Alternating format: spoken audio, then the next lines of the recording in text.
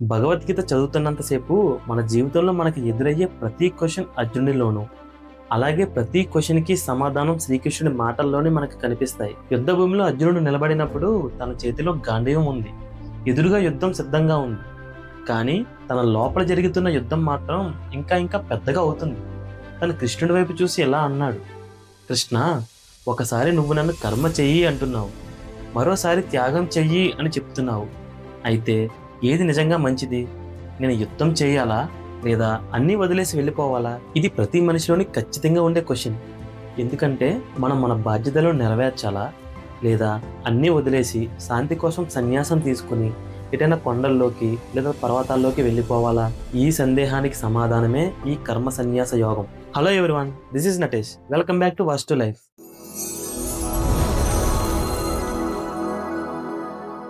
ఇంతకు ముందు చాప్టర్స్లో ఆత్మ శాశ్వతం, కర్మని తప్పించుకోలేం, జ్ఞానం దారి చూపుతుంది అని తెలుసుకున్నాం. ఈ అధ్యాయంలో కృష్ణుడు మనకి చెప్పేది ఒక్కటే, నిజమైన త్యాగం అనేది బయట చేసేది కాదు, నిజమైన త్యాగం అనేది మన లోపల చేసేది.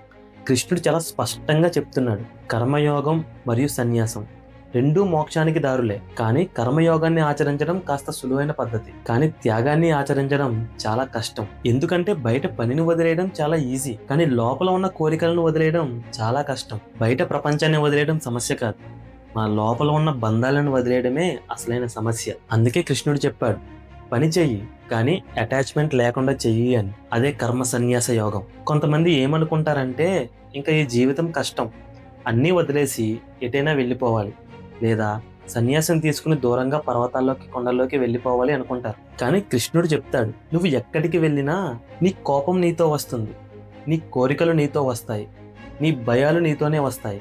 సన్యాసం అంటే ఇల్లు వదలడం కాదు, సన్యాసం అంటే ఫ్యామిలీని వదలడం కాదు, సన్యాసం అంటే సమాజాన్ని వదిలి వెళ్ళిపోవడం కాదు. సన్యాసం అంటే నేనే చేస్తున్నాను అనే అహంకారాన్ని వదలడం, ఇది నాదే అనే భావనని వదలడం, నాకే కావాలి అనే ఆశని వదలడం. నీ చేతులు పనిచేస్తున్నా నీ మనసు ఖాళీగా ఉండాలి. అదే కర్మ సన్యాస యోగం. నీటిలో ఉన్న తామరాకు పైన నీళ్లు పడినా ఎలా అయితే తడవకుండా ఉంటుందో అలాగే మనం ప్రపంచంలోనే ఉండాలి, కానీ ప్రపంచాన్ని మన మనసు లోపలికి రానివ్వకూడదు. ఇదే కర్మ సన్యాస యోగం. నిజమైన సన్యాసి పని చేస్తాడు కానీ నిశ్శబ్దంగా ఉంటాడు. విజయం వస్తే పొంగిపోడు, అలానే పరాజయం వచ్చినా కూలిపోడు. ఎందుకంటే వాడి ఆనందం అనేది సిచ్యువేషన్ మీద డిపెండ్ అయ్యి ఉన్నది, అది వాడి లోపల నుండి వస్తుంది. మనలో కోపం ఉంటే మనం కొండ మీద కూర్చున్నా అది కోపమే. మనలో ఆశ అనేది ఉంటే మనం ఆశ్రమంలో ఉన్నా అది ఆశే. నువ్వు అడవిలో కూర్చున్నా నీ మనసులో కోరికలుంటే నువ్వు ఇంకా బంధంలోనే ఉన్నావు. నువ్వు యుద్ధ భూమిలో నుంచున్నా నీ మనసులో శాంతి ఉంటే నువ్వే నిజమైన సన్యాసి. మన జీవితంలో అసలు శత్రువులు ఎవరు? బయట వాళ్ళ, పరిస్థితుల? ఇవేమీ కాదు, మన కోరికలు, మన అహంకారం, మన ఆశలు. కృష్ణుడు చెప్తాడు, ఈ మూడు ఉన్నంత వరకు నువ్వు ఎక్కడికెళ్ళా నీకు శాంతి దొరకదు. ఈ మూడు మారితే నువ్వు ఎక్కడున్నా శాంతే. కర్మ సన్యాస యోగం అంటే ఈ లోపల శత్రువులతో యుద్ధం చేయడం. స్థలం మారితే మనస్సు మారదు, కానీ మనస్సు మారితే ప్రపంచమే మారుతుంది. అందుకే కృష్ణుడు చెప్పాడు, పోరాడి పోరాడి ఓడిపో, కానీ పలాయనం చేసి కాదు అని. అంటే తప్పించుకొని కాదు అని. కర్మ సన్యాస యోగం అంటే ప్రపంచాన్ని వదిలేయడం కాదు, బంధాలను వదిలేయడం. నిజమైన స్వేచ్ఛ అంటే ఏంటి? ఇష్టం వచ్చింది చేయడం కాదు, ఇష్టం వచ్చింది జరగకపోయినా మనిషి ప్రశాంతంగా ఉండడం. అదే నిజమైన స్వేచ్ఛ. మనకి బాధ ఎప్పుడు వస్తుంది? పని వల్ల, ఫలితం వల్ల, ఫలితం వల్ల.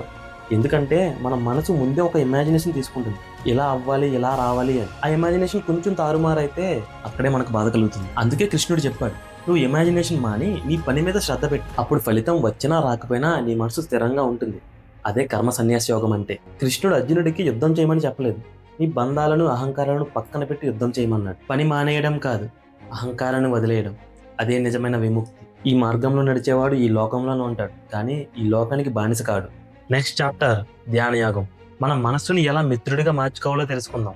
ఫస్ట్ లైఫ్తో మన ప్రయాణం ఇలాగే కొనసాగిద్దాం. అసలు భగవద్గీత అంటే ఏంటి? యుద్ధానికి కారణం ఏంటి? అర్జునుడి ప్రశ్నలు, కృష్ణుడి సమాధానాలు మన ఫస్ట్ లైఫ్ ఛానల్లో అన్నీ ఉన్నాయి. మన ప్రయాణం ఇలాగే కొనసాగిద్దాం. Stay connected, let's grow together. జై హింద్.